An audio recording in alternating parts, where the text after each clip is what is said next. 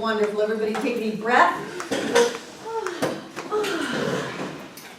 And we always start everything at Center for Spiritual Living Asheville with a spiritual mind treatment. And the first step is recognition. And so what I know is that there's one power, one presence, one life, one light, one love. And yet those are but words to try to describe that which is indescribable.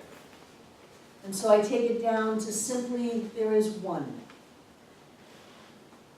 And I sit with that for a minute and breathe it in and just let my consciousness expand. There cannot be anything outside of the one. There is only one. And since there is only one, then everything, everyone must be part of that one. And so I bring it into myself and I identify my true nature as a God being, as spirit informed, the one showing up as me. And I know I can't embrace that consciously.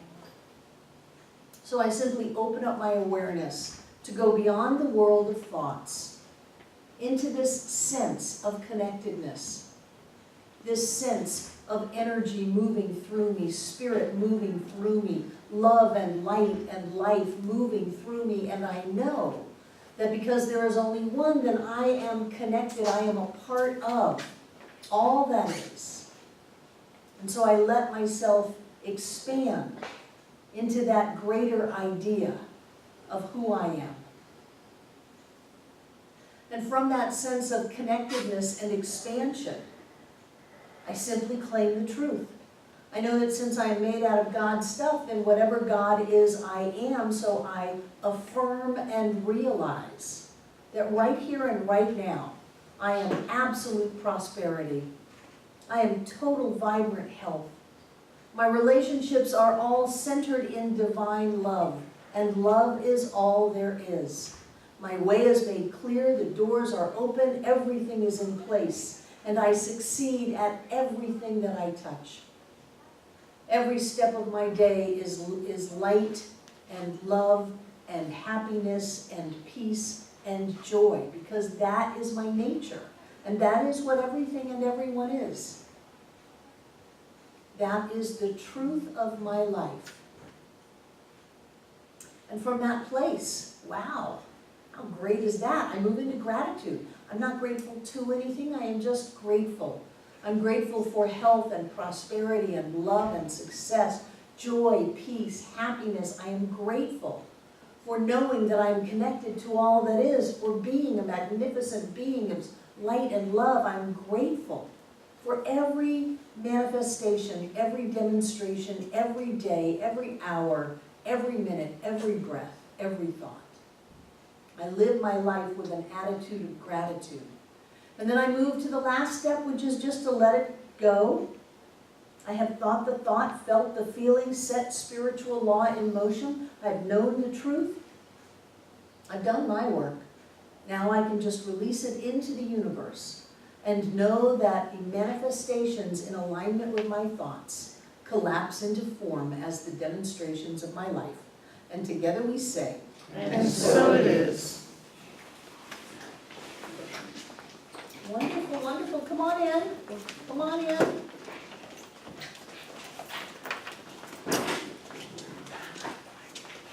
I don't know if it was the rain or the fact that you had homework to do.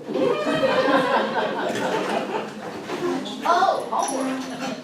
So before we get started, I want to invite Stephanie to come up. She has a demonstration for you. Either I'll do it or you will do it. I'll give it a good old try.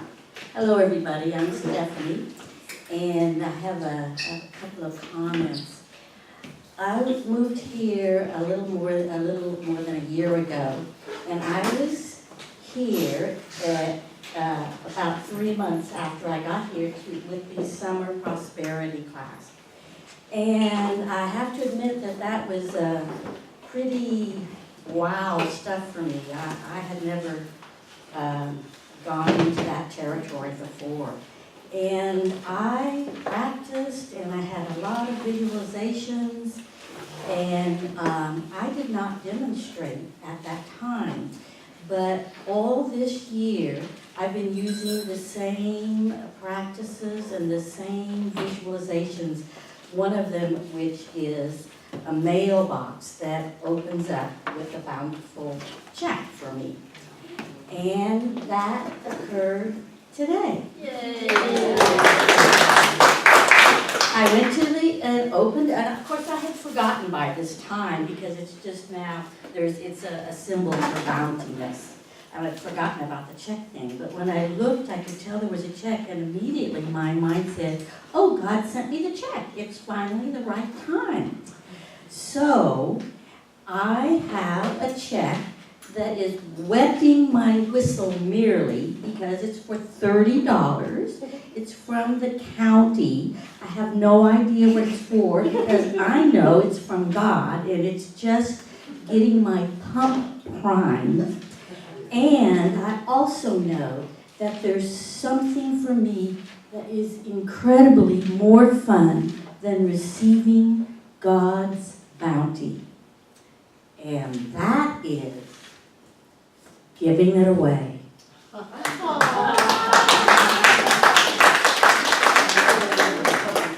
So much. There'll be more coming. Expect more. Setting the law in motion. Yay, Stephanie.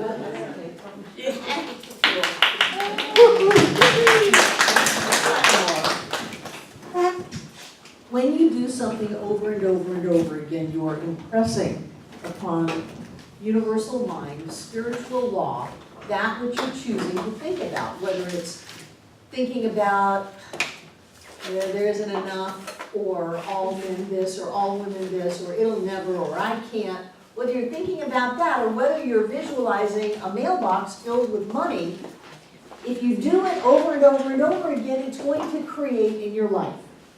And whether or not it creates fast or slow or big or little or whatever, that's all part of the process. But when we do this, things happen. And so I want to commend you on your tenaciousness, your willingness to step in there and just do spiritual practice over and over and over again and claim what is yours. And now you've felt what it feels like. You have a mental equivalent of going to the mailbox and having a check there for, you don't know why, it just is there. Well, you do know why. It's because you've been claiming it. And so here we live in a universe of abundance trying to give to us, and our job is to take it, to be able to open up and accept it, to be grateful for it, to notice it. Gosh, some people go through their lives and they have all these great things happen. Eric, turn the light off and shut the door for me, please. They have all these great things happen and they don't even notice it. They don't see it. They shut it out of their consciousness. And other people have what some people would call modest means, and they are living the high life. They are doing great. They're just celebrating and giving away and living the good life and experiencing that. So really it's all about us. And the more that we create it on the inside, the more we demonstrate it on the outside. And the technique that we use in Science of Mind is called spiritual mind treatment, which is what this class is about. This is what we do. There are a lot of other teachings and they don't do that. And some people say, well, I don't need to do that. You're right, you don't need to do that. I think once you get really, really clear, you'll never have to do a treatment again. Because your whole life will be a treatment. You'll be recognizing the presence of spirit, knowing that that divine nature is yours, that you have everything right now, living in gratitude and letting it go, not stressing about things, just demonstrating over and over and over again. So what we're doing in this class is we're learning how to impress an idea upon universal mind and create that. And we have people at the center that are really good at that, and they have a license. So I want to recommend to you that if you're here on Sunday, and if you're not, come on Sunday, you really want to be here. Don't shit on them, Barbara. You really want to be here. And go up to one of these practitioners and ask them for a treatment. Check it out. How many people have been to a practitioner for treatment? Great. Those of you who are not raising your hands, go to a practitioner. Because now you're noticing, okay, that was step one. Was that step two? That was step two. Oh, here's the way it flows. And they're using different words than I do, and so I'm going somewhere. It's almost as if they they pick me up and they carry me somewhere. And you can experience that, and it will make you better at doing your own treatments, so that you have an expanded idea of how to do this. Last week, we talked about step 3, Stephanie. I just wanted to say, even though I've been practicing this whole year, I had forgotten, I got a treatment from Lynn yesterday. She is the money magnet. If I had known that, I would have stepped it before.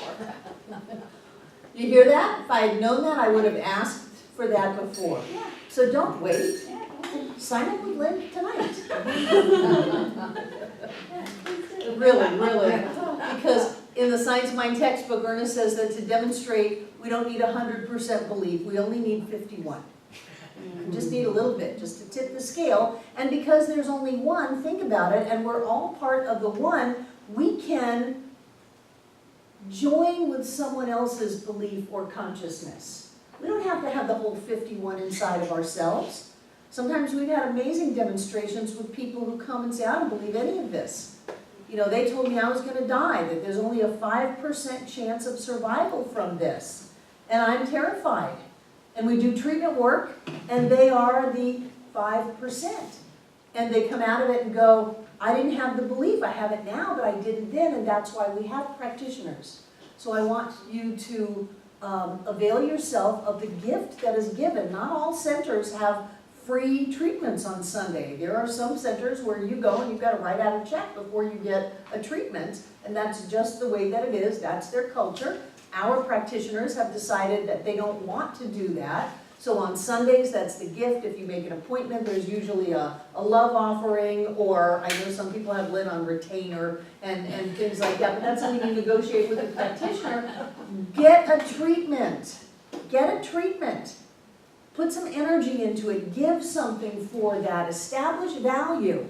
And then watch how things come into form in your life. It's the most amazing and wonderful thing. A lot of people wait, you know, and they'll wait till they have a health issue or until they came home and their spouses moved out and told them, you know, that they're not going to be in a relationship with them anymore. But they don't just do it to keep up the consciousness or to demonstrate the more than enough.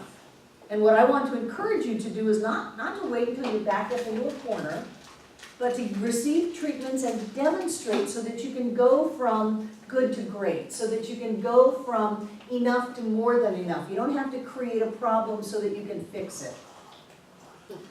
Isn't that an interesting psychological dynamic? Mm-hmm. Before I give myself permission to receive something, I'm going to have to punish myself by getting into crisis. And then once I'm in crisis, that will justify my request for help, because they haven't practiced that third point of power. I always ask for what I want, when I want it. So practice that. Get some treatments this week. Really, I want you to do that this week. Come back to class next Monday and have had a treatment with a practitioner. Whether it's a session that you schedule, or whether it's Sunday morning, or however you work it, do that. Okay? Okay. Lynn, I'll do 4 sessions if anybody wants.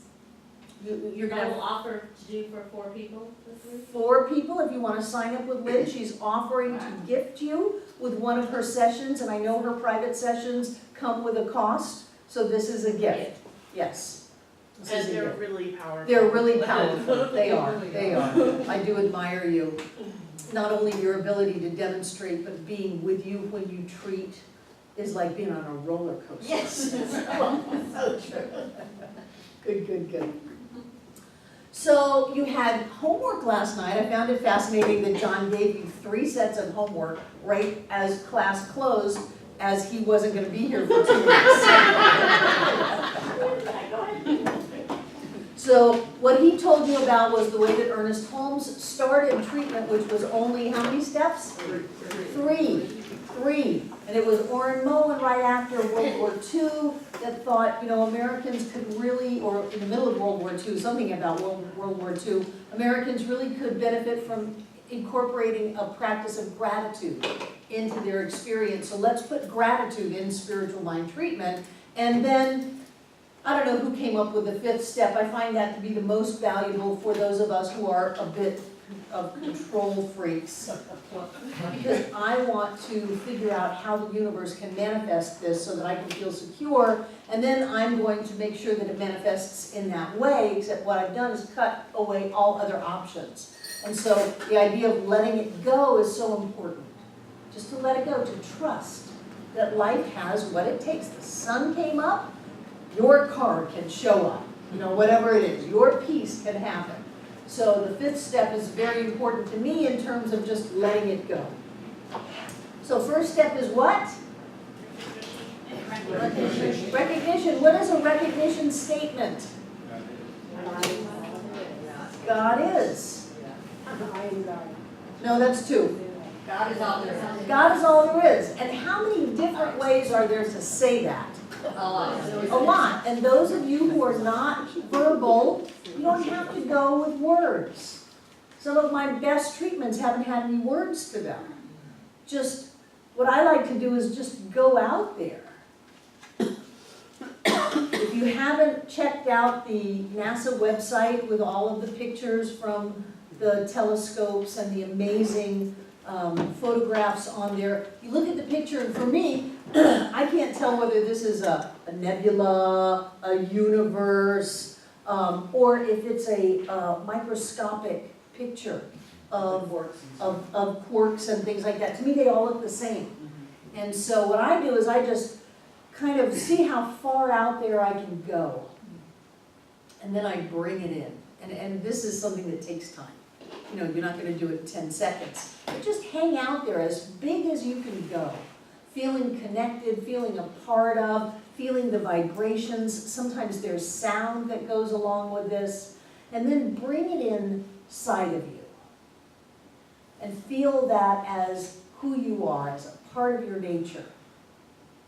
And for me, that takes me someplace that I don't usually hang out in.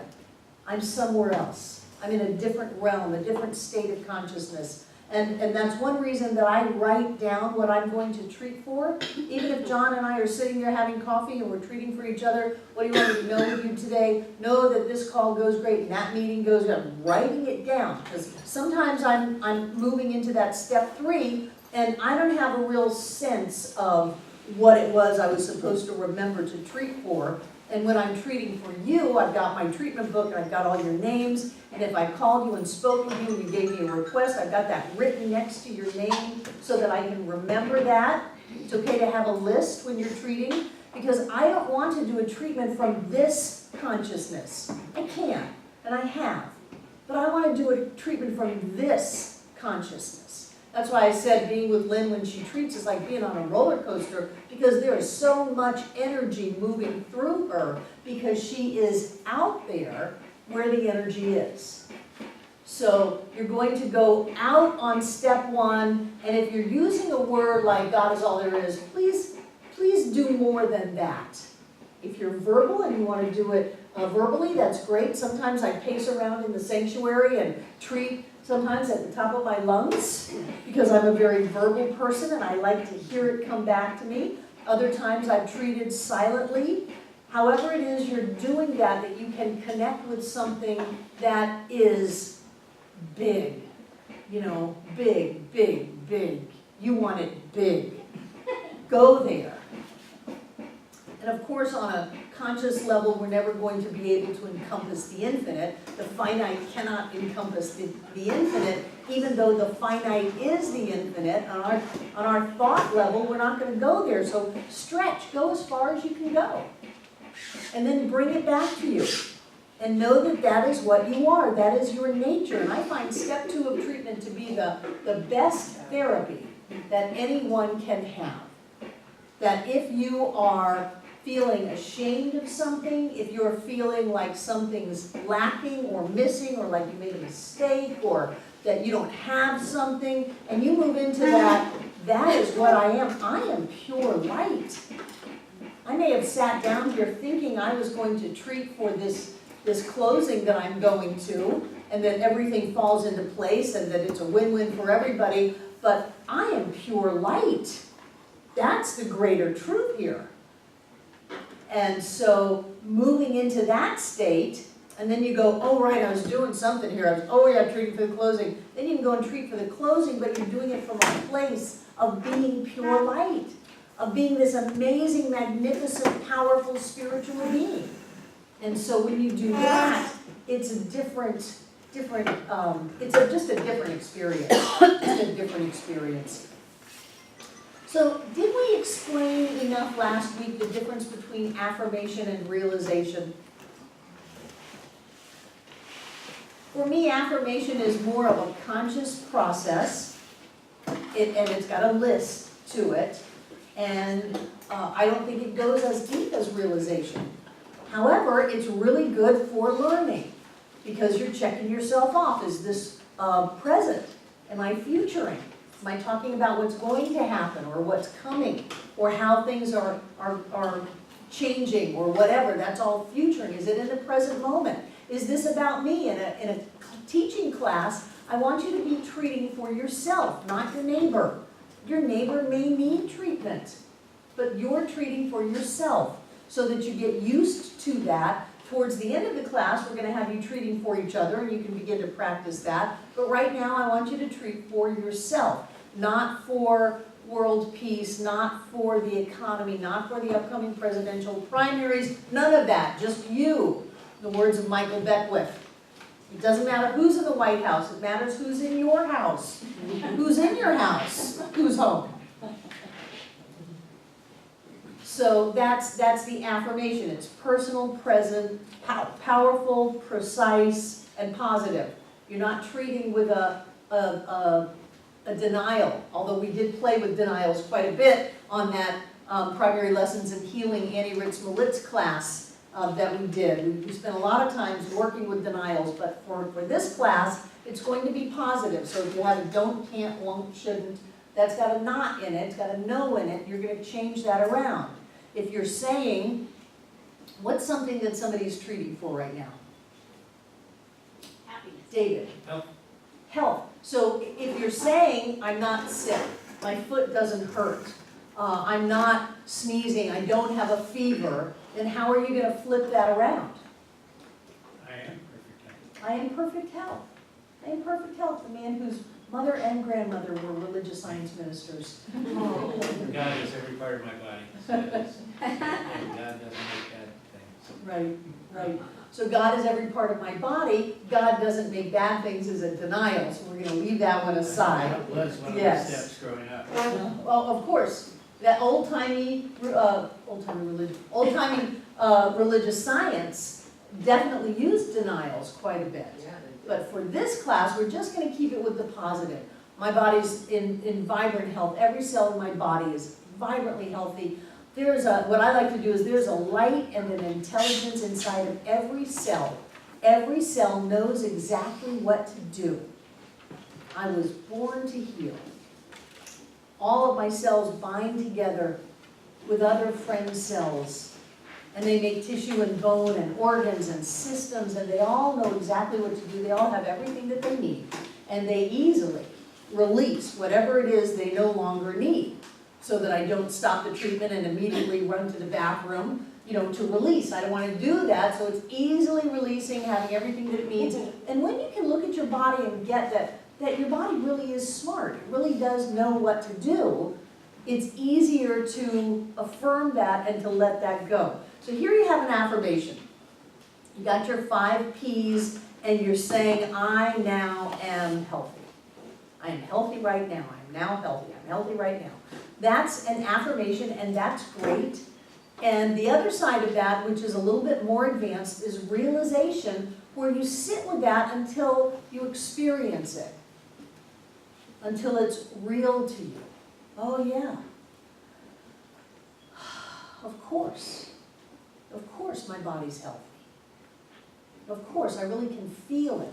I really can experience myself breathing deeply and moving and being comfortable and being vibrantly alive and jumping out of bed in the morning and feeling fantastic, and I'm happy and I'm healthy and this is great.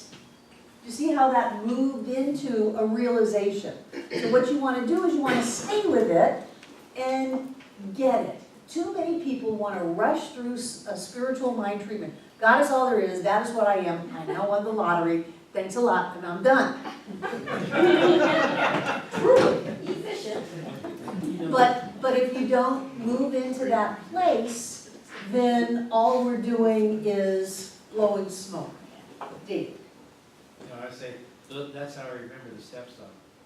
Because often you find yourself saying, I am God, or I am healthy because I'm made of God, and then all of a sudden I realize, oh, God is. And so I could go back and do that step before I say, you know, what I say. Great, great. I'll clue you in.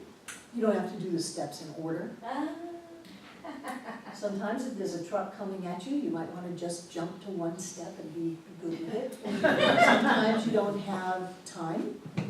The more you do this, the more flexible you get in terms of how you manifest inside of yourself, so that sometimes you just can move into a state of knowing without a lot of words or without doing the quote-unquote steps. But to get there, you have to practice. So this is the practicing part of spiritual mind treatment. You're going to figure out how to do it, then do it, do it, do it, do it, do it. Then you go out to your mailbox and there's a check in there.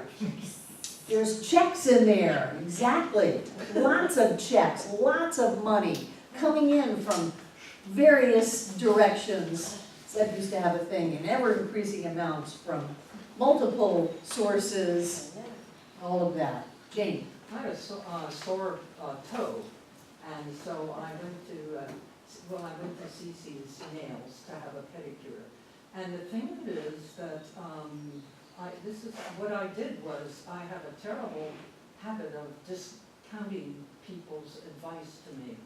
And so what she... Up until now, you used to discount people's advice, but you're at Cece's Nails getting a pedicure, and you changed that, didn't you? I did, and what I did is instead of saying, she said, just go to the store and get some Neosporin. And then I immediately discounted that. And then I suddenly thought, I affirm that I have faith in what she's telling me, and I'll go to the store and I'll get if I have that faith, it's going to be the treatment's going to be successful. Wonderful. And is your toe better? Yes, much Yay! better. God is in the Neosporin. God is in the pedicure. I figured your toe just needed a little loving. Yeah, maybe that was it, but I just doubt everybody all the time. Stop telling yourself those lies. Yeah, And so- stop telling us those lies. Oh, really? It may have been true a moment ago, but it is not the truth of you, Jane. No. There you go. Thank you. Thank you. I'm thrilled. Yeah. Sometimes that's all that's left is I'm thrilled. I just wanted to thank everybody for the reminder about spiritual mind treatments, because I've been treating for unexpected blessings coming from unexpected places. And I opened up the mail on Saturday and had a big fat check back from my insurance company. Yay. But you reminded me, and I wrote that tiny check tonight. God bless you. So part of what I'm hearing this evening, and that I'm appreciating, is the emphasis on feeling into it, feeling into the first step, feeling into the second step, feeling into each step, just let my whole self. Right, and people try to rush it. And I'm reminded of how people learn to play the piano. They have to spend all that time holding their wrists right. And they don't want to. They want to play Twinkle, Twinkle, Little Star or whatever. But if their wrists aren't right, then their wrists will not be right forever. So you're learning, hold your wrists right. Do your steps, move into it, feel it, stay with it. I used to have my class spend just one week on step one. And that was the only place you could go. And they would go, no, we want to do the whole treatment. I said, no, you only get to do step one. And you need to stay there for 10, 15, 20 minutes. just step one, and they would think I was so mean to them. Because they wanted to treat that they won the lottery so that they could fix their problems and get on with life. No, you're a being of light. So step one, and just stay there. And then when you really can say, I have step one, move to step two. And bring it home, bring it inside of you. And I have found that that heals so many skeletons in the closet. So much anger and resentment and blame. Well, Barbara, you don't know what they did to me. I've been doing this for over 35 years. I've pretty much heard it all. And there are no victims, only volunteers, and the only thing you can say is thank you. Thank you for that. Because you helped me wake up. You helped me leave. You helped me change. You helped me never do that to someone else. So when we can get that feeling inside of us, it cleanses us and it heals us. Lynn? I did want to say that, like in a crisis situation, that step one works wonders, because that was the only thing when I got into my car accident. It was the only thing I said was, God is all there is. And someone actually tried to pull me out of the car. They opened the door and they asked me if I was okay, and I said, I'm okay. And I was like, please close the door. And I was just, saved yourself. God is all there is, God is all there is, God Claiming is all your there is. experience, And yes. they were all trying to get me into, you gotta get out of the car, the airbag, you can't breathe the airbag in, and there was, I had an airbag on my chest, and there was nothing wrong with my face. So those words is what shifted everything. God is all there is, yes. Yes, Darcy. And just one point to David's comment about emotion. I heard a small formula that said imagination plus vividness equals reality, and it stuck with me, and I use that a lot. Great, great. So you had some homework of writing a 3-step treatment. You remember? Yeah. Wonderful. And what I want you to do is get into groups. So you can do 4 and 4. Pick 4 or 5 people, and I want you to share your 3-step treatment with the group. Okay? You were told you were going to share this last week.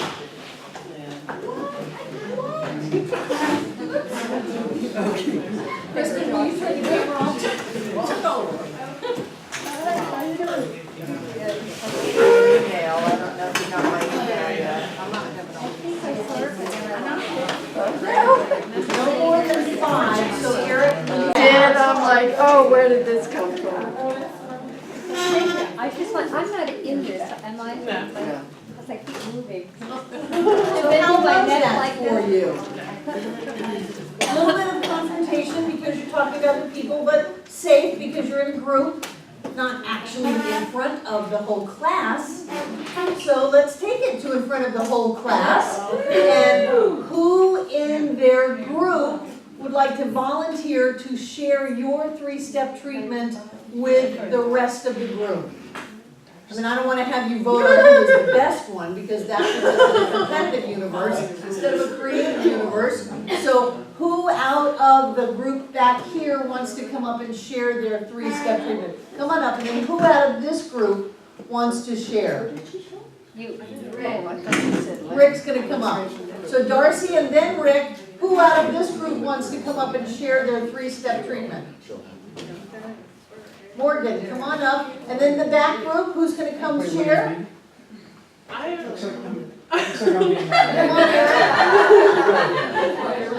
So, His is far taller than mine. Mine was 7. right, who was first? Darcy? Oh, you were back there. I know, but you pointed to them first. Oh, did I? And who out of this group is going to share? David, okay. So come up, get in line of where I picked you, Eric. So Rick, you're next. And Morgan, Eric, and David. And everybody just feel into this. Just relax into it and be there with it. You ready? There is only one presence, one power that created everything. It's in all, through all, as all, equally present in all of its creations. It is perfect love, knows all, and is everywhere present at all times. And as I know this presence to be in all things, then it must be in me. I am made of God's stuff. I am all-knowing, perfect love, everywhere present, connected to all. I am God. I move forward in this love knowing that I am supported by the universe. I am perfect health, wealth, and happiness. My relationships are harmonious, and I accept unexpected blessings at all times.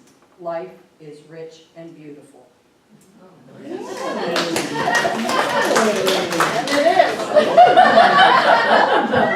is. And we were talking in our group about how we use the spiritual mind treatments throughout the day when we catch ourselves being challenged by seemingly negative situations, how we call on these very things that we've written and spoken for ourselves to correct where our emotions might be taking us. Right. So, Smart move. and we're doing that with more speed, we're recognizing things quicker, and because we're doing this on a daily basis, things are coming faster. They're manifesting a lot faster. Are you demonstrating what's in that treatment? I am. Yes, you are. I Good for am. you.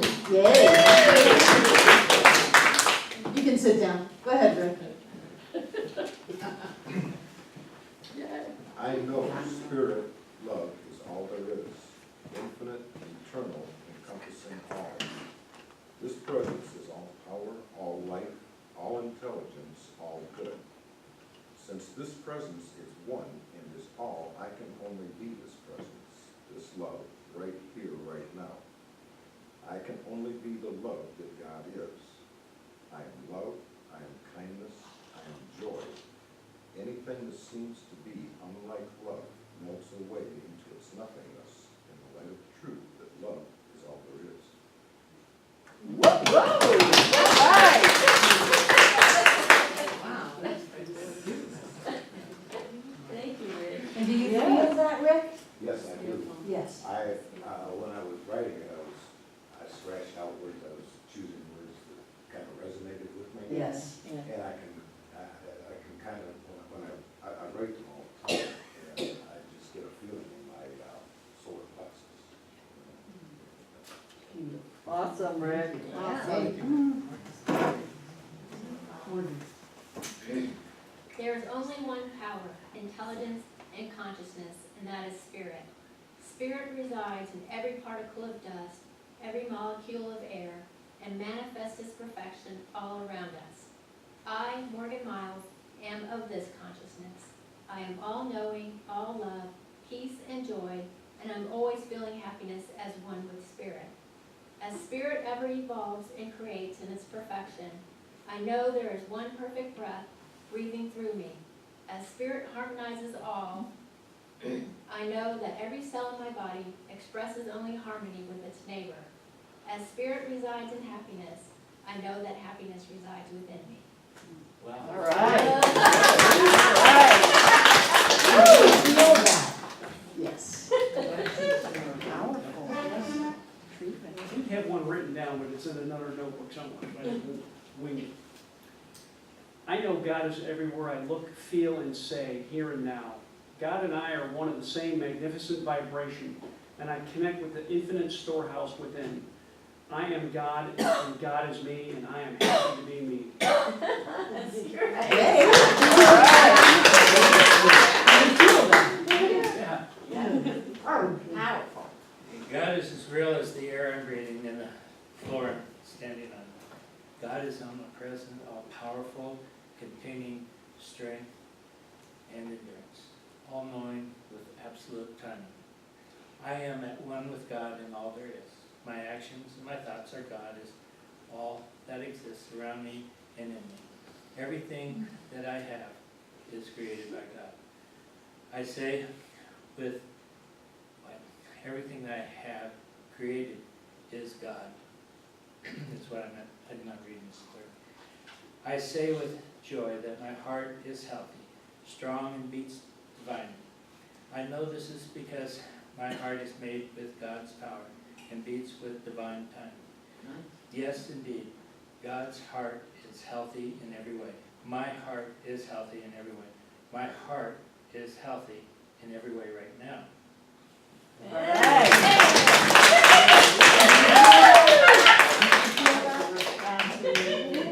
Wonderful, wonderful. They are. Everyone is really good.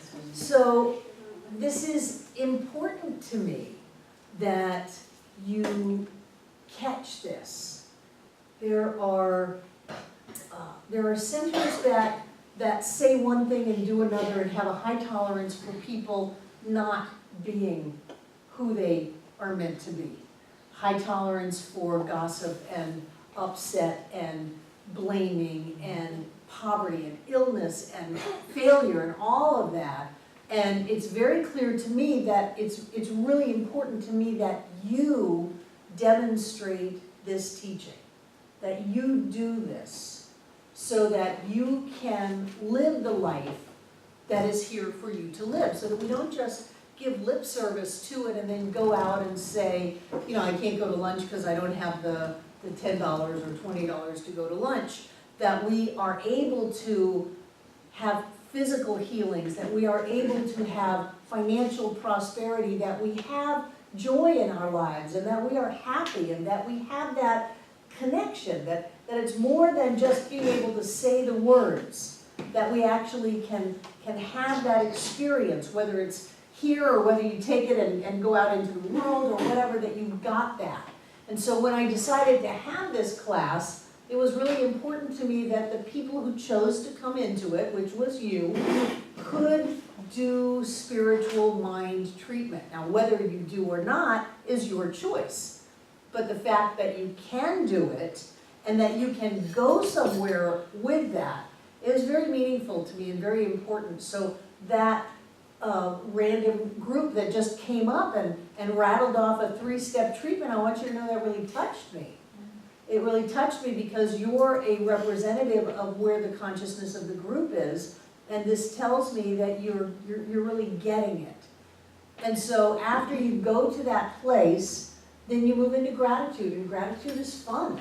Gratitude is a happy, uplifting experience. And one of the things that Lynn was talking about, that John talks about in his book a lot, is to carry the concept all the way through the treatment. So if you're treating for happiness and joy, you're knowing that whatever God is all that there is, all happiness, all joy, all laughter and excitement and love and wonderful feelings, and you're going there with your idea of spirit being the only reality, and then you're bringing that into yourself. And I'm created out of the joy of life. You know, the universe, the one verse, it says that God sang time and space into form. And I think that maybe God flowered into form. Whatever it is that makes you feel happy, you know, bring it in. Know that that's what your essence is, that you're made out of that you're created out of that. And then affirm it. And I'm happy, and my life is filled with happiness, and the people around me are happy. And then if people leave your life, understand that they weren't willing to be happy, and they've gone off to find misery with someone else. And that you're affirming that and claiming it. And then you move into gratitude, and you're being grateful for the happiness that you have. And the reason I asked everyone if they could feel it is because I don't want you to leave step 3 until you get it. In the practitioner training material, Ernest writes a letter to practitioners and says, don't just agree to do a treatment for someone without thinking about it, because you may have to stay up all night long until you can really wrap your head around that. It's Barbara paraphrasing, until you really can embody that which you are treating, until you really can feel it, until you can really know it. And he's saying not to leave step 3, even if it takes you all night, that you're going to stay there and you're going to move yourself into a space where you are wide open and you're going yes. And that's a good response from you. In step 3, when you go yes, you know, I'm driving the car, I'm in the house, the money is here now. I was at Edwin Gaines, and They put us on a chair, a folding chair in a little kiddie pool, and then they took thousands of $1 bills, and people stood over us and just dropped them on us. It was great. I had pictures of me standing there and sitting there going, yeah, all this money is coming down. So when you can feel that, when you can know it, that's when you get to leave step 3. And that's really the realization part. You start off affirming it, you're making it firm, but even just the idea of making it is really a misnomer, because you're not making it, you are opening up to that which already it is. You are realizing it, you're taking it, you're accepting it, you're knowing it. You're not having to create it. If you finish up a spiritual mind treatment and you're tired, you're coming from your ego. You're coming from your willpower. I'm going to do this, I'm going to make it happen. That's one thing that's a little scary with me about paying off everybody's mortgages, is that I don't know how to make it happen. And so I can't. So I just have to move into that state of knowing that it's already done, that before it revealed itself to me as something that I feel very divinely guided to pursue, that it already existed and that I do not need to have a clue as to how that is showing up, that it has already shown up. And the process is just the process. Ernest has a phrase, there's a process in healing, but not a process of healing. Because there's nothing to heal, only truth to be revealed. You are already healed, and yet you may go and get the neosporin. You may have some kind of a physical time-space process, but that doesn't mean that you're not already healed. That's the process in healing. There is no process of healing. You are already perfect, whole, and complete. And that's where you move into in your treatment. And sometimes if you're treating for something that might have some emotional charge to it, you may have to stay there for a while. You know, if you're treating and knowing that you're safe and you don't feel safe, you may have to work on yourself a little bit. Well, how can I be safe when I just got fired? How can I be safe when they just called me and told me they were going to come repo my car? How can I be safe? Well, you have to sit there and stay with it. There is not a process in it of you fixing it and making it right. We move into that state that says everything is already perfect, whole, and complete. I am a being of light. I am not the person who had that job yesterday. I'm not the person that drives that car. I am God in form as me, and of course, everything is perfect in my life. Everything reflects that infinite prosperity. So if it's not that car, it's a better car.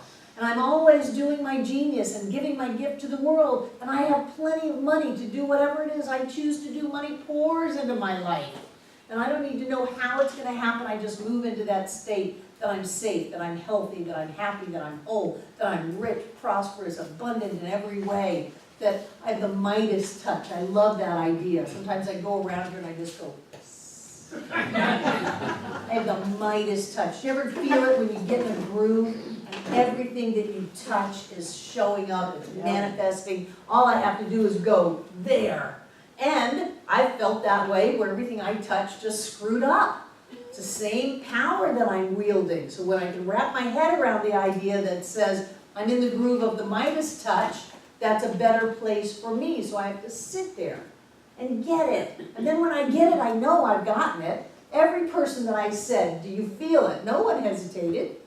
No one said, well, let me see. I don't know, maybe a little bit and then not so much. No, they all said yes. And that's where you're going to go. And that's what sets the infinite spiritual law of creation in motion. It is what commands the very molecules of time and space into physical form as your life. And you don't need to know the concert and harmony and dance that they come together in to show up. Very often in hindsight, you can look at things and go, well, of course that's the way it happened. But in foresight, you don't have a clue. You just know that it happened. You go to that place. And when you go to that place and you live your life from that place and you treat over and over and over again, your life changes, things manifest, things show up.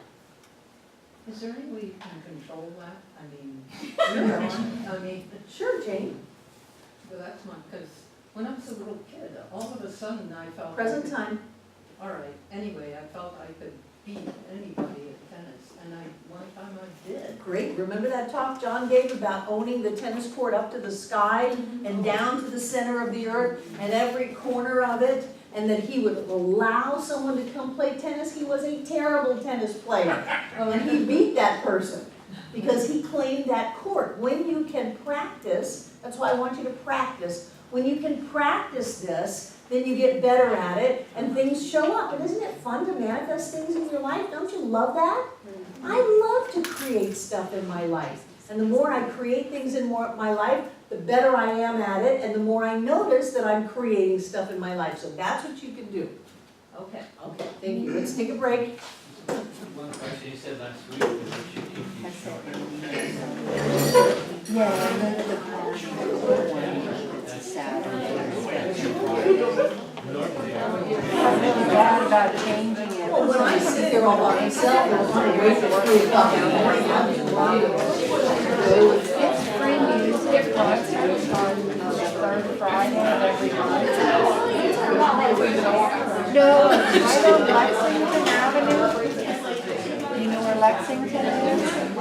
There's, what's on Lexington? That vegetarian restaurant. Lexington Avenue. Selling my body. Say here's I-240. You don't want to set time. And then you have,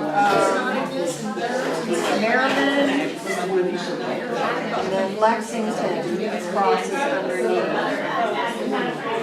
So, okay, so we, on Merriman, on the corner, there's a gas station with a Grill 51. There's also that, office supply place.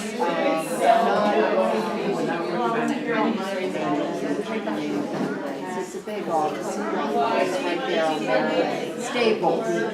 Yeah. So, all right. So here's Grill 51. Here's Staples on Merriman.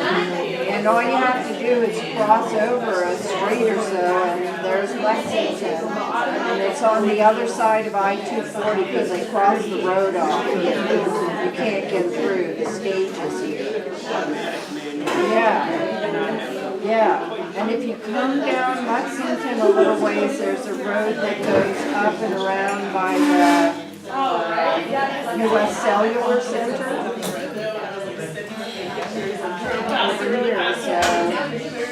I'm probably going to head down to that on Friday because I figured my sister and my brother would like to do that. That's why I moved. Yeah, it's free music from like 5 to 9. Most people don't bring chairs, they mostly stand up on the side of the street. They serve beer and wine, third Friday of every month. So it's the 19th. They serve beer and wine, and then there's a bunch of food trucks. Okay, what you want today? Music is free, but the beer and the wine and the food have the price. Like last time, they had Zydeco music, Zydeco music. I don't know who the band is, but if you go to Downtown After 5 website, check it out. If you decide you want to go, we'll hook up with you down there. So I moved the party to Saturday, 7. Oh, crap.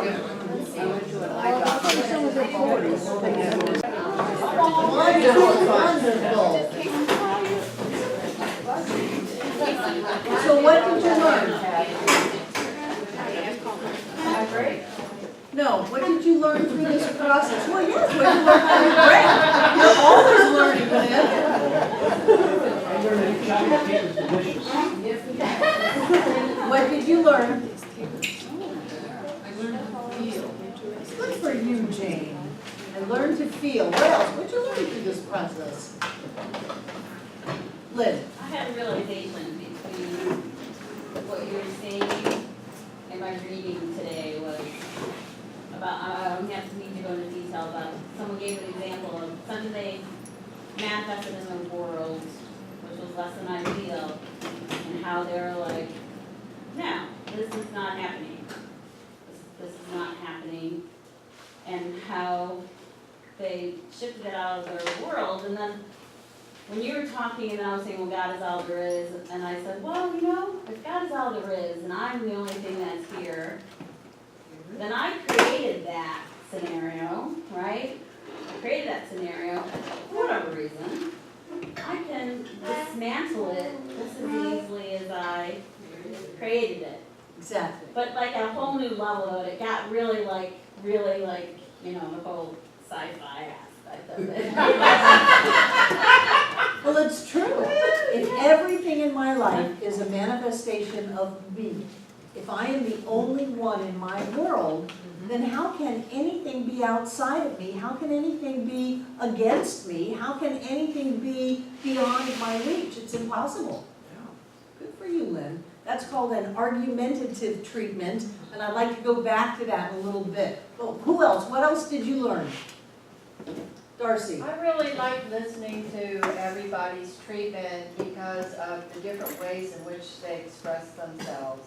Right. Because sometimes I find I get caught in a rut of saying the same things or writing the same things, so it was really nice to hear how other people said them. And so eloquently. Very eloquent. Yes, and we don't all have to fit in the same box. Please don't try to be me. Stephanie. I loved what you said, about treating with no words. Oh my God, because I can get stuck on words. Right. Although I really also like that from this extreme to this extreme in infinity, there's all these choices, and I would want to choose one at one time and another at another. So it'd be like having this huge array of choices, and then I would choose the one that's appropriate. Good for you. Good for you. Olympia. Yeah, what I learned, Gerald and I were talking, and I just realized that you gave it a name, something that we're doing, we didn't know we were doing it. But I have issues with writing a treatment. I can feel it, I can hear it, I can do it in my head, but to sit down and write it, or then to just say it, but I can feel it, like you were saying, Great. it's a treatment without words. John likes you to write it because he's a writer. He thinks as he's writing. Yes, other people don't. Other people can't, they just can't go there, but they can move their treatment, they can dance their treatment, they can sing their treatment, or they can just let go and feel their treatment. And any of those work, because the proof is in the pudding. We want you to demonstrate and be joyful in your life. And as long as that's happening, you're good. You're doing it great. Jella. Okay, and on the same thing that he was saying, I'm a writer as well. I can write everything. I can write books, I can write poems, I can write, but that's the only thing I can't write is I'm not gonna say I can't. That's the only thing I just can't feel the need to write. For me, it's more of a connection here than it is on paper. Like to write out the words for me it's almost like it's unreal. Right, because you're going to a more conscious level, and really you want to go to a more subjective level when you're treating. One good thing about writing your treatments out is you can see maybe you've got some big flaw in your thinking, and you don't notice it until you write it out and go, well, I know that I'm abundantly prosperous, as if that is ever going to happen in all ways. And where did that come from? So there is value in writing it out, but my purpose in doing all of this is that I want your lives to work. I want us all to go from surviving to thriving, from just enough to more than enough, from getting by to flourishing. I want us all to be healthy. I want us all to be joy-filled. I want us all to be really clear about, yes, I'm creating that. It's 3 degrees of separation away, but it's in my world, so I created that. And if I created that, I can create something different by simply moving into a different space. So if we can all take responsibility for that and set our lives up that way, then things are going to be magical. They're just going to be magical. People are going to be coming up to us and going, you are so lucky. How did you get so lucky? How does this happen for you? I just want to stand next to you and have some of that rub off on me. And you're just going, it's basic spiritual law, and if I will do it every day, my life will work. And why don't I do it is beyond me. You know, John and I are really good for each other because we do treatment work with each other every day. And we kind of hold each other up to that. I think I told you in the first class, my first religious science teacher didn't teach treatment. That just wasn't that important to him. He taught about law, he taught a lot of psychology, he taught about interpersonal relationships and self-worth, but I had to learn treatment on my own. All of those years in that center, and I left there as a religious science minister, not really knowing how to treat. It's fascinating. It's fascinating. Pardon me?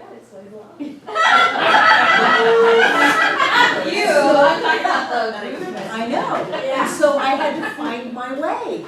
And the way that John and I set it up to where we're doing that every day, every day, every day. And now since life has just revealed a lot of spare time for me in the middle of the night, I choose to use that time. I choose to use that time to do treatment work. And so I'll sit up in bed and I'll meditate for a little while and then I'll just start treating. And it's really nice when there's no time pressure because I might have 4 hours to just hang out there. And so I can just go. I can just go and I can feel it and I can stay there. And I can drift and doze and go there and be there. And I can feel it inside of me. And sometimes I just feel like I'm on fire and not menopausal. But there's just that there's such a bright light in me that it's just shooting out from me. And so I use that and use that and use that. And people say, well, Barbara and John, how did you do this here with no money? We started in our home in our living room. We stepped up to a trailer, a 12 by 60 foot mobile home, and then we moved here and then we built over there. How did you do that? And the only thing that I can think of is that we did what we say to do. And yet I know there are people in this center, in this movement, certainly out in the world, that are not doing what they say they'll do, or they're not doing what they know they should do for their own good.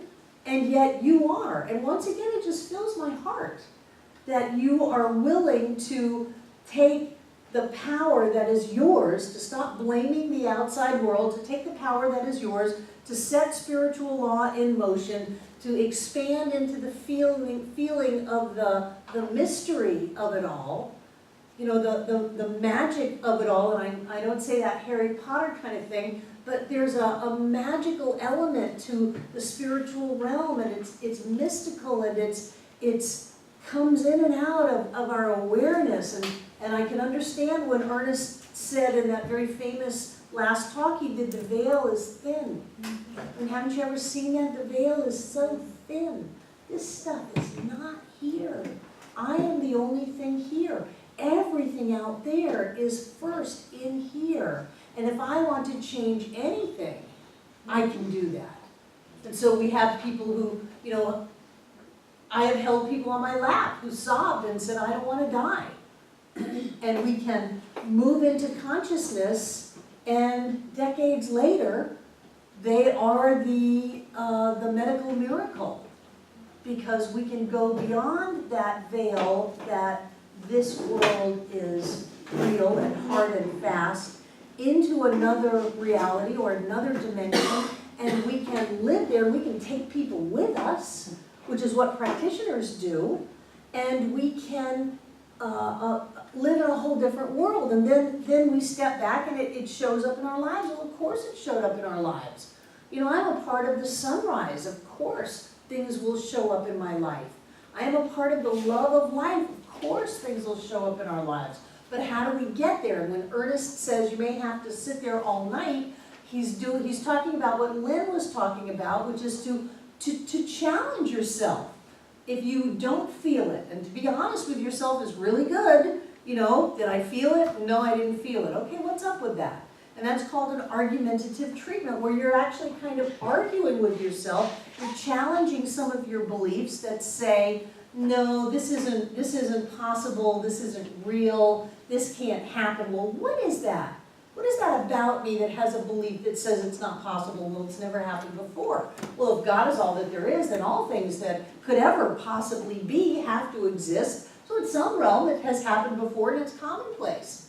And I can move into that idea that says, just because I haven't seen it doesn't mean that it's not real. It's like the story, which is a story about the Native American chief who stood out on the beach, supposedly when Christopher Columbus came to the New World. Now, no one was there to check out this story, so it's a story, and that he couldn't see the ships because he had never seen that before. He didn't have a mental equivalent. But he didn't just give up. What he did is he started to examine how come the ripples in the water stop here. There's almost the outline of something, and how come I can hear something? And he created that possibility in his head, and then he could see what had been there all the time.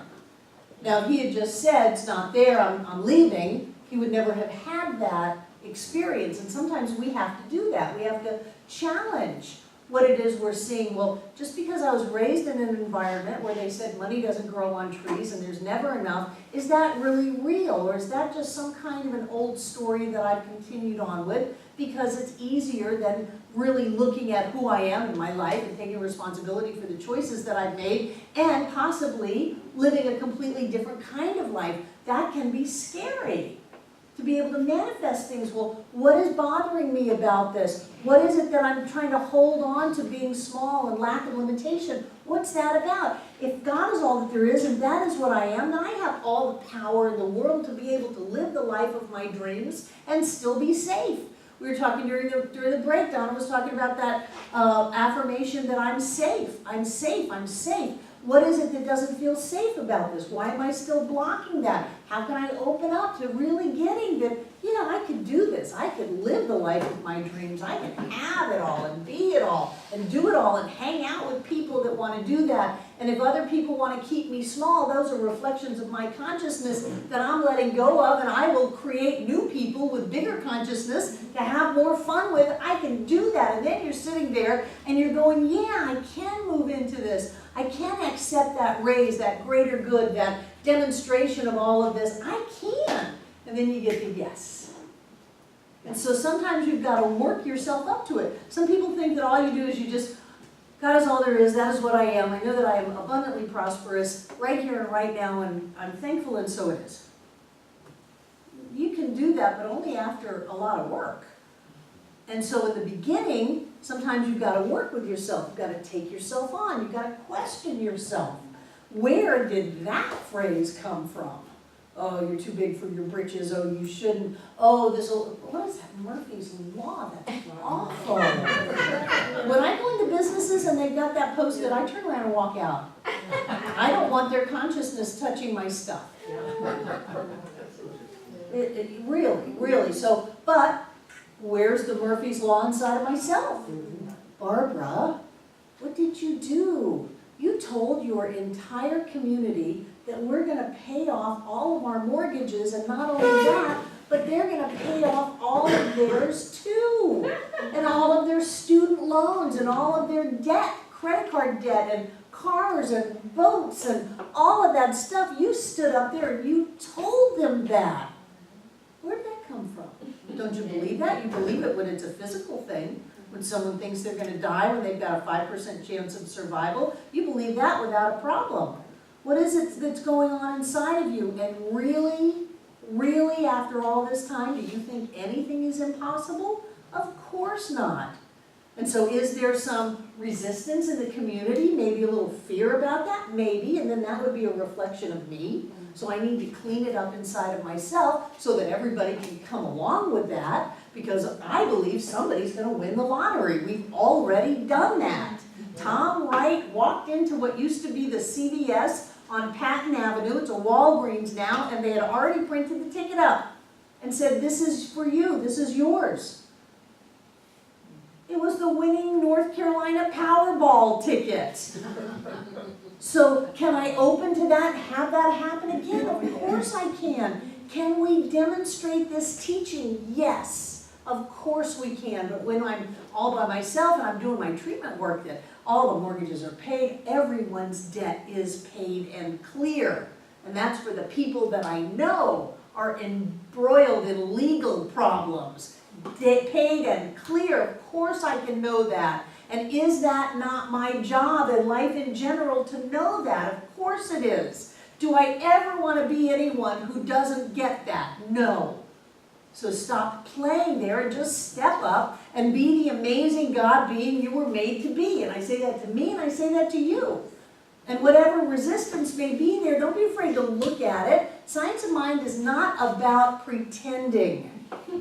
It's not about, oh, I bought some property in Costa Rica and it's in my name, so I'm going to sell you a certain number of acres of it. Well, I was affirming that it was in my name. I know you gave me the money and now you're out that and it belongs to somebody else, but I was affirming it.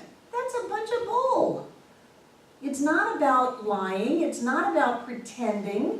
It's about turning away from conditions, not giving them power, and moving into what you know yourself to be. But if you've got stuff that's come up, look at it. What is that? And whose voice is in my head?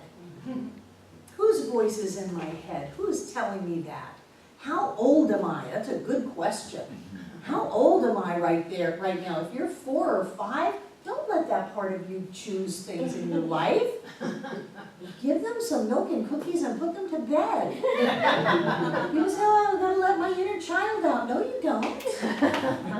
You don't. That doesn't mean that you suppress them, but don't let them run your life. Don't let those old ideas be taking charge of your life. Look at what's going on.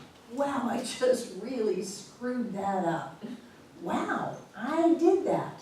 I must have had a little sabotage going on. I must have had a little self-doubt going on. Must have had a little fear going on. And really, is it valid? I mean, sometimes it can be intuitive wisdom and guidance. Is it valid? And if it's not valid, I mean, if you're going down the dark road and your intuitive guidance says don't go there, and you turn around and walk somewhere else and you miss your bus or whatever, don't put yourself down for missing your bus. Give yourself a pat on the back. If that wasn't your path to get there and you didn't go, that's good.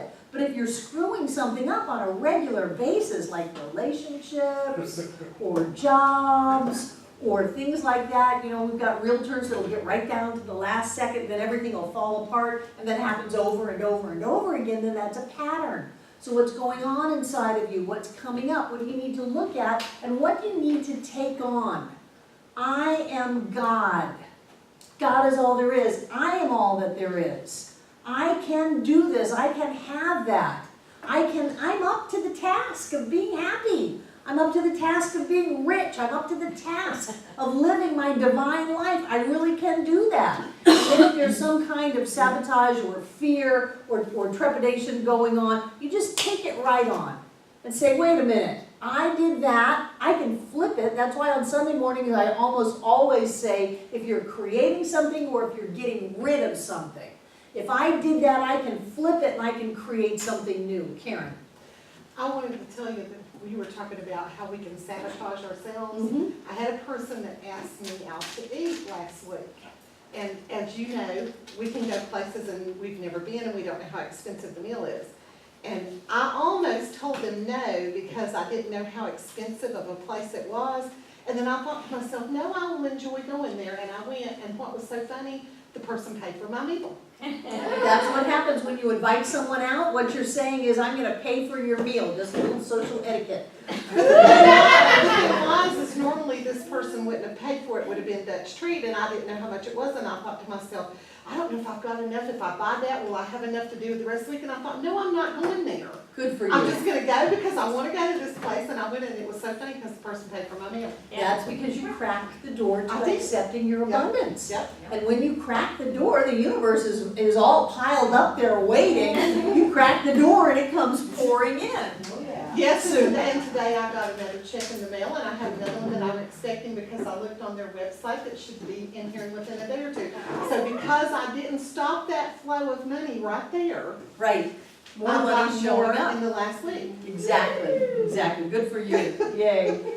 Sue. It's that knowing that came up really big time for me over the past couple of weeks. The distinction between the knowing and the creating. If I'm creating or trying to manifest, and I'm not saying there's anything wrong with that. You know, I believe in the law and But the knowing part, that it's already there, makes it more about revealing Right, what's already there than needing to create something as though it weren't. right, right. We always had that, we often had that conversation when our name was Center for Creative Living, because in the textbook, Ernest says we don't create anything. We discover it. It's already here. So, and here we are, Center for Creative Living, you know? Jane? Well, this is so weird, but I will say this. I was born in New Zealand, and I was just a tiny baby, and what happened was, the other day, I had a kind of a dream or something. It was from acupuncture.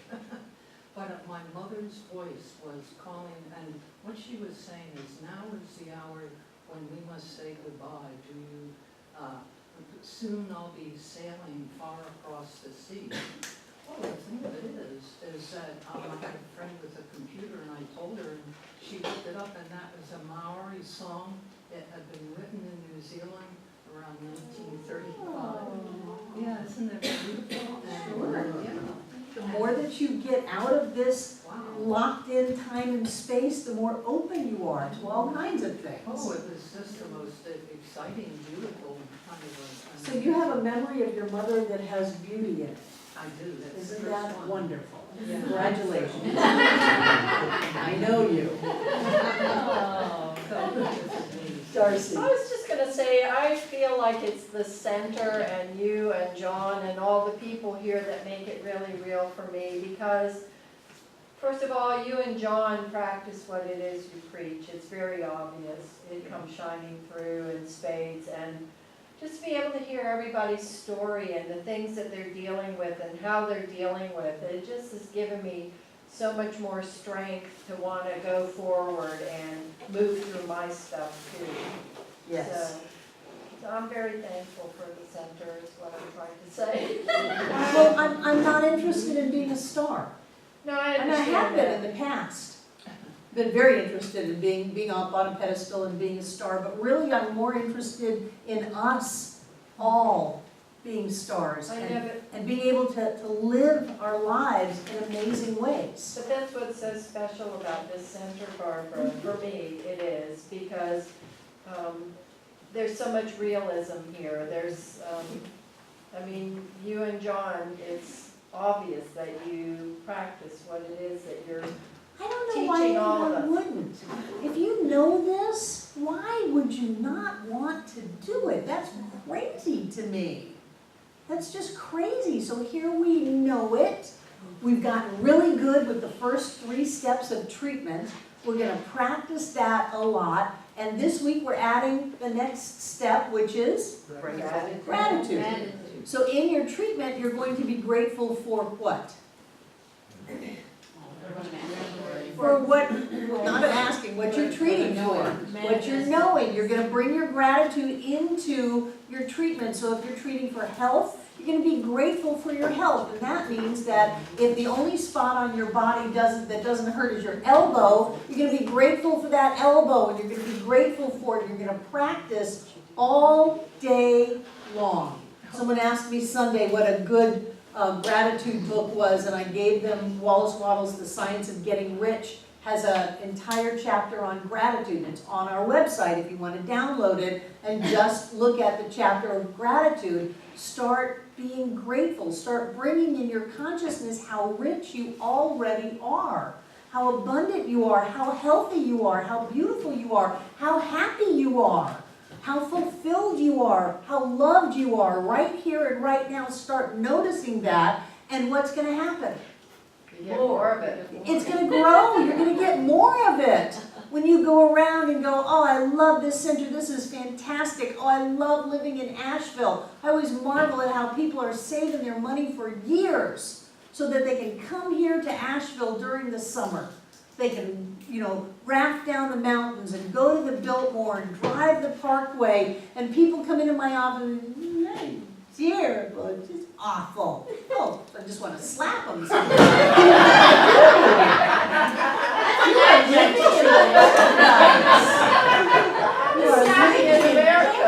go tell someone in Africa all your problems.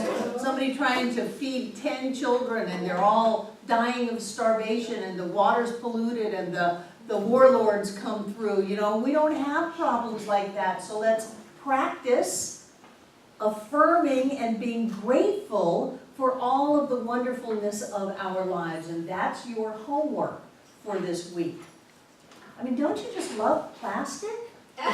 I remember in my early years in ministry, we had the heaviest tables. Some of the tables were just 1-inch plywood screwed onto the legs, and they were so heavy, and I'd be moving tables and chairs in my high heels and all of that. And now they're plastic. I love plastic. It doesn't matter what you're grateful for. Go around and be grateful. And then when you key into that in your treatment work, you're going to be really good at feeling the feeling of gratitude. Abraham calls it rampage of appreciation. Just pick something. Doesn't matter what you're picking because it's not the words, it's the feeling. And what we're doing is generating feeling. I do have a question because he did say to do that homework, so I was looking at it and I have a question in Which regards homework? to the grateful bit on page 65. It says, for example, the first question down here, it says, how are you grateful for that which you have declared, affirmed, and realized? And besides the feeling grateful, what is it referring to? Because I'm not sure what it wants. I'm treating for money. I'm treating for prosperity. I love money. I love money. I'm so grateful how it's in my life. I'm grateful for the stack of $100 bills I have. I'm grateful for the gold coins I have. I'm grateful for my credit. I'm grateful for checkbooks. I'm grateful for money. I'm grateful for the commerce of the world and how money's just flying around and money finds me and is attracted to me and I have a lot of it. I'm so grateful that I can feel all of this money. Just go for it. Well, it sounds to me like the question means something different. It says, how are you grateful? How are you grateful? It's a feeling, so I'm not understanding what it wants. What John wants in his book, you're gonna have to ask him. I'm grateful because I'm grateful, and I don't know what else it wants. My experience is to be grateful for having that which you treated. Yeah. Be grateful, and just to run with it. That's why I want you to practice rampages of appreciation and practice gratitude so that you can generate the feeling. You're stuck on a word. Leave the word, Breezy. Okay. Go to the feeling. Feelings generate. Feelings create. Way more than words do, even though we use words to get ourselves into a different place. Lynn. Maybe it's like practices, like saying thank you, having your gratitude log or whatever. Maybe it could be something like that. I don't know. Practices. All right. Practices of All right. gratitude. So how are you grateful? I'm grateful in that I'm generous. I'm grateful in that I do random acts of kindness. I'm grateful in that I love people. I don't know. I don't know. You have to figure it out. Grateful that you appreciate life. It doesn't say how do you show gratitude. Yeah, so be grateful all week. Just walk along, find silly things to be grateful for. Be grateful for the bird poop on the park bench. You know, because if the birds weren't pooping, they'd all be dead. You know, and we love birds. And it's all nature, and it's fertilizer. And I'm just so grateful for poop. You know, just be there. Find a place where you can be grateful, because there are times in life when we have trouble finding gratitude. And so if we practice it, we can go there earlier. Someone's yelling at you. Thank you. Tell me more. That's a really valuable tool. Thank you. One of the things that I learned years ago that was so powerful for me is that gratitude is the shortcut to being happy. If you're feeling sad about anything, if there's anything heavy weighing on you, think of something to be thankful for. Feel the feeling of thankfulness, and everything else just goes away. That's how powerful. So I want to repeat that because that was an amazing sentence. Gratitude is the shortcut to happiness. Gratitude is the shortcut to happiness. So this week you're all going to be really happy because you're going to be really grateful, and you're going to bring that gratitude into your 3-step treatment, making it a 4-step treatment, and you're going to have a theme to the whole treatment. If you're treating for health, you're gonna know that whatever God is all of the health and the balance and the wholeness of the entire universe, and that is what I am, that every cell was created out of that health and wholeness. And I claim, affirm, and realize that I am healthy and whole right here and right now, and I'm so grateful for that health. I'm so grateful for the way that my body works. Do you know what it takes for you to sit here? And if you had dinner, your body is really working. For you to take a deep breath and for you to have that oxygen go out to your body, for you to be digesting food and pumping blood and have a muscular skeletal system where you can sit up in a chair where your eyes can see and your ears can hear. You are a miracle. So be grateful for that and watch how your body perks up and listens. Oh, I'm healthy. I always tell myself I'm beautiful. I'm beautiful, I'm happy, I'm whole, everything's great. Did you have your hand up? Okay, great, great, great. Any other questions before we close? I just wanted to make a statement about something that Darcy said a while ago. She was talking about the vividness. And sometimes when I don't really believe something, it'll be in black and white, and then all of a sudden when I start believing it, it'll be in color. So, I'm a visual person, I am. And it's like suddenly when it's in color, then it's like I know that's gonna happen. Good for you, good for you, good for you. Well, that's cool, that's like the Wizard of Oz. Anything else? Take out what you're gonna give.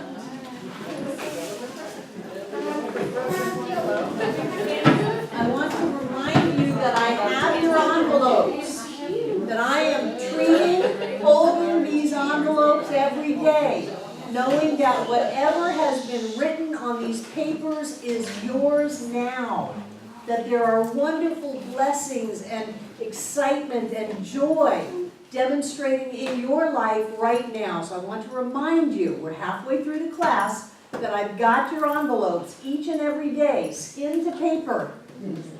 Put your hands on the television, put your hands on the envelope, I've got it. Thank you. Yes. And as you hold your gift, what I know is that this infinite idea called God or Spirit is prosperous beyond